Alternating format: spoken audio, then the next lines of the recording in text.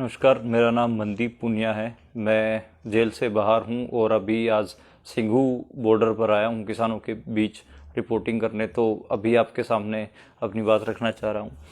मैं अपनी बात शुरू करूंगा जो 30 तारीख को जो घटना हुई उससे। मुझे पुलिस ने उठाया, मेरे साथ मारपीट की और उसके बाद मुझे तिहाड़ जेल में भेज दिया और मेरे ऊपर कई केस लगा दिए। तिहाड़ जेल में जब जब पुलिस वाले मुझे मार रहे थे तो बार बार वो एक ही बात कह रहे थे। जब पुलिस वाले मुझे मार रहे थे तो वो बार बार मुझे एक ही बात कह रहे थे कि अब तिहाड़ से रिपोर्टिंग करना, अब तिहाड़ से रिपोर्टिंग करना। तो अब तो मैं उनको कह रहा था कि मेरे घर वालों से मेरी बात करवा दे, तो वो लगातार अब तो घर वालों से तिहाड़ से ही बात करना। तो तिहाड़ में मुझे भेज दिया गया। वहाँ मैं जाता हूँ तो मैं देखता हूँ कि जो किसान थे, किसान भी वहाँ पर बहुत सारे बंद थे। मुझे जिस बैरक में रखा गया, जिस चक्की में रखा गया, वहाँ भी किसान ही थे। जो मेरे साथ किसान बंद थे जसविंदर सिंह मानसा के, जो पैरो गांव है, उस गांव के रहने वाले किसान थे मेरे साथ। तो शुरू में लग रहा था कि मैं विक्टिम हूं पुलिस की मारपीट का और पुलिस ने जो मेरे साथ बदसलूकी की है उसका। लेकिन वहां पर मैंने देखा कि जो किसान है उनके जो शरीरों पे ज्यादा चोटी थी। मुझे लगा कि वो मुझसे ज्यादा बड़े विक्टिम हैं।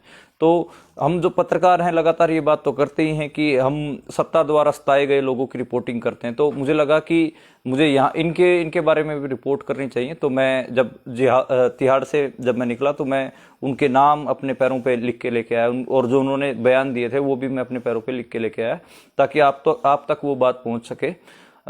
एक चीज मैं और ध्यान दिलाना चाहूंगा कि इसमें जो जितने भी किसानों से मैं मिला, सारे के सारे किसान जब वो अपने प्राइवेट निजी कामों के वास्ते मार्केट में गए थे, कोई सब्जी खरीदने गया था, कोई कपड़े खरीदने गया, तो वहां से उठाए गए हैं और उनके साथ बहुत बुरी तरीके से मारपीट की गई है।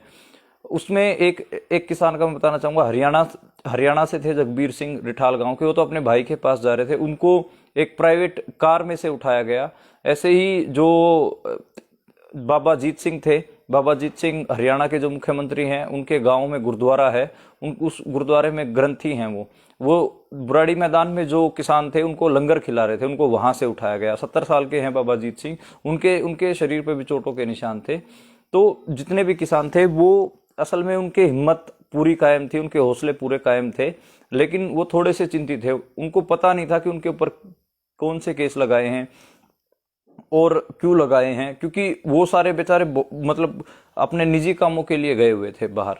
तो एक ये था। दूसरा मैं ये कहना चाहूंगा कि जो मेरे ऊपर जो हमला हुआ, जो हुआ, वो इस वजह से हुआ क्योंकि जो रिपोर्टिंग की थी मैंने एक दिन पहले, जिसमें मैंने बताया था कि जो बीजेपी के जो कार्यकर्ता थे उन्होंने किसानों के ऊपर पत्थर चलाए और पुलिस ने कैसे उनका साथ दिया। उस रिपोर्ट की वजह से पुलिस ने मुझे टारगेट किया और पुलिस लगातार ये कहते हुए मुझे पीट रही थी कि और करना रिपोर्टिंग, और बताना कि किसानों को कौन पत्थर चला रहा था। तो बिल्कुल टारगेटेड हमला था। लेकिन अभी मैं जितना लोगों ने साथ दिया, पत्रकारों ने साथ दिया और जितने भी किसान थे उन्होंने साथ दिया, उस वजह से अब मैं आप लोगों के बीच में हूं और दोबारा रिपोर्ट कर रहा हूं।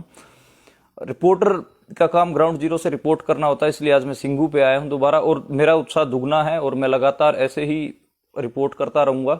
और इसमें मैं एक बात ये कहना चाहूंगा कि जिस सेंसिटिविटी से किसान आंदोलन को कवर करने की जरूरत है, रिपोर्ट करने की जरूरत है, उस सेंसिटिविटी से जो छोटे छोटे पत्रकार हैं हमारे जैसे, और जो हरियाणा पंजाब के पत्रकार हैं, वो बहुत अच्छे से काम कर रहे हैं। नेशनल मीडिया एक तरफ, जो गोदी मीडिया है वो किसानों को आतंकवादी और खालिस्तानी बता रहा है, तो दूसरी तरफ पंजाब हरियाणा के पत्रकार और जो जो अल्टरनेटिव मीडिया के पत्रकार हैं वो किसानों के बीच में रह के और किसानों का जो असली पक्ष दिखा रहे हैं। तो एक रिपोर्टर के लिए बहुत जरूरी है। जब मुझे जेल में ले जाया गया तो मैं और भी जो पत्रकार थे जो सही रिपोर्टिंग करने की वजह से जेलों में, उनके बारे में मेरे दिमाग में आया। और जो हाथरस केस में जो रिपोर्टिंग करने गए थे कप्पन सिद्दीकी साहब, उनको गिरफ्तार कर लिया गया था, उनके बारे में भी मेरे दिमाग में आया। 4 महीने से वो जेल में है। तो जितने भी पत्रकार हैं और जितने भी एक्टिविस्ट हैं जो जेलों में बंद हैं, उनको रिहा किया जाना चाहिए। इसी संयुक्त किसान मोर्चे के स्टेज के पास से ही 2 जो मजदूर कार्यकर्ता थे जो इस किसान आंदोलन में शरीक थे, शामिल थे, उनको भी उठाया गया, शिव कुमार और नवदीप कौर। उन दोनों के लिए भी जो किसान हैं वो आवाज उठा रहे हैं, उनको भी रिहा किया जाना चाहिए।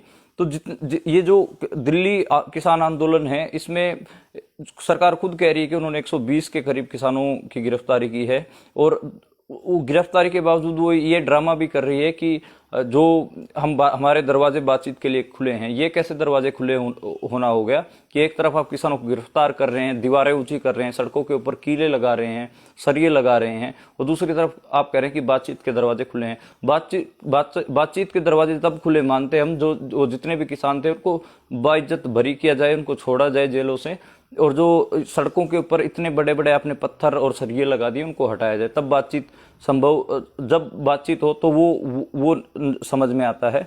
लेकिन सरकार लगातार, जो सत्ता पक्ष है वो लगातार इस तरीके का ड्रामा कर रही है। वो भी हमारा हम जो पत्रकार हैं, ये जो सत्ता जो दोहरा चरित्र है उसको भी हमको लगातार बोलने की जरूरत है और लगातार दिखाने की जरूरत है।